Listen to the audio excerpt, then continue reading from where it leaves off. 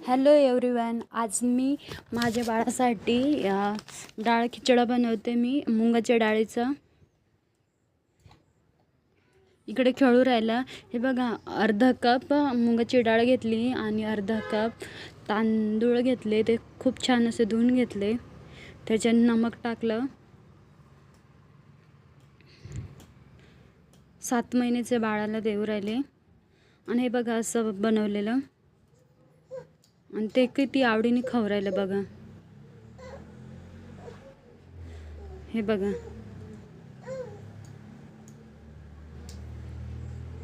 इकडे विठ्ठल विठ्ठल बोलू राहिलं.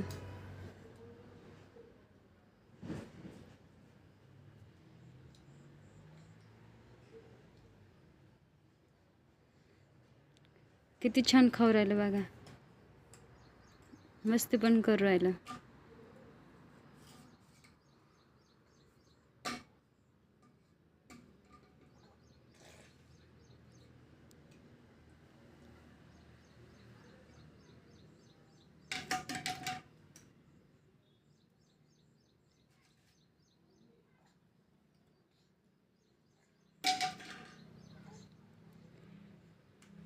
बाहेर आवाज येऊ राहिला.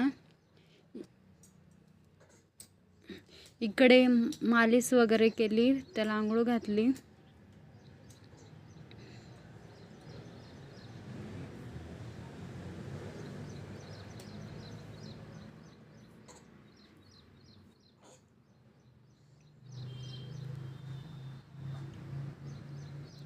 आणि इकडे बैलगाडी आली. खूप छान असा घुंगराचा आवाज येऊ राहिला.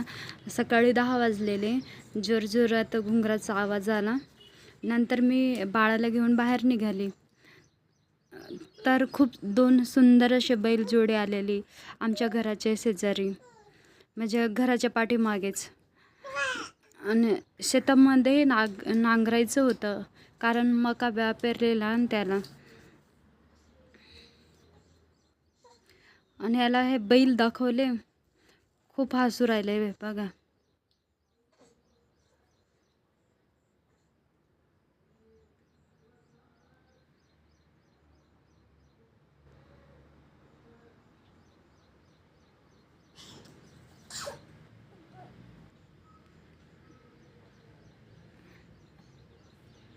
आणि हे नांगर लावू राहिले बघा. ते बैल मका खाऊ नये म्हणून त्याच्या तोंडाला काहीतरी, ते नाव नाही माहिती मला, पण ते तोंडाला बांधू राहिले. आणि इकडे दादू आमचा एवढा हसू राहिला त्या बैलाला पाहून. टाळ्या वाजू राहिला.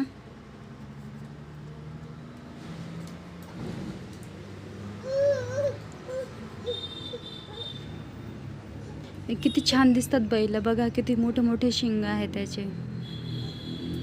मला तर वाटलं की नंदीच आले इकडे.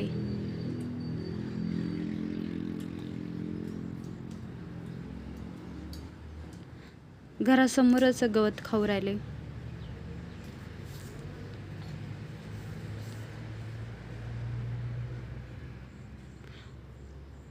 बाळाला खूप आनंद झाला होता. आणि नंतर मग गाडीच्या ड्रायव्हरनी, ते बाबा आहेत त्यांनी घेतलं बाबूला आणि थेट बैलाच्या समोर घेऊन गेले. बाबूचा आनंद गगनात मावेना.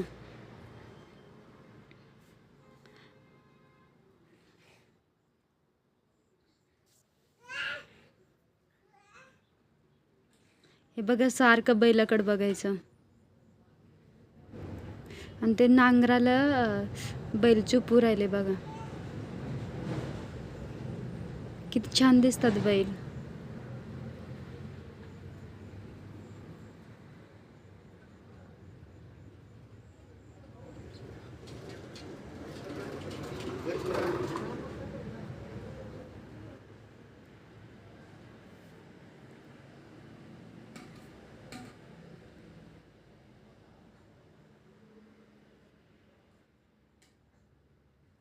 एक रेडी बाबांनी नांगराचं काम केलं बघा.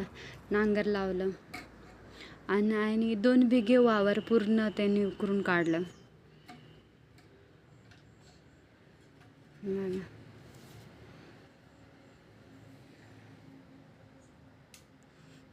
गवत खूप झालेलं म्हणून ते नांगर घेऊन फिरतात.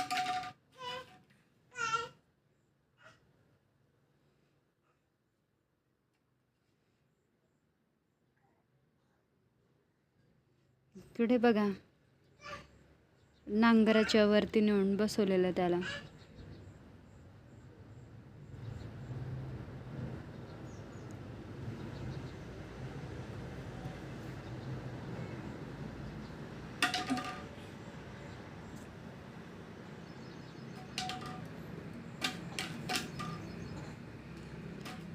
असा हा आजचा दिवस होता.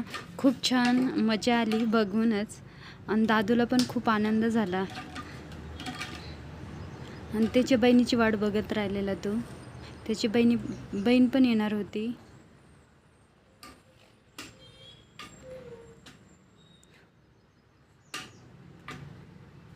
ही बघा तिची बहीण पण आली.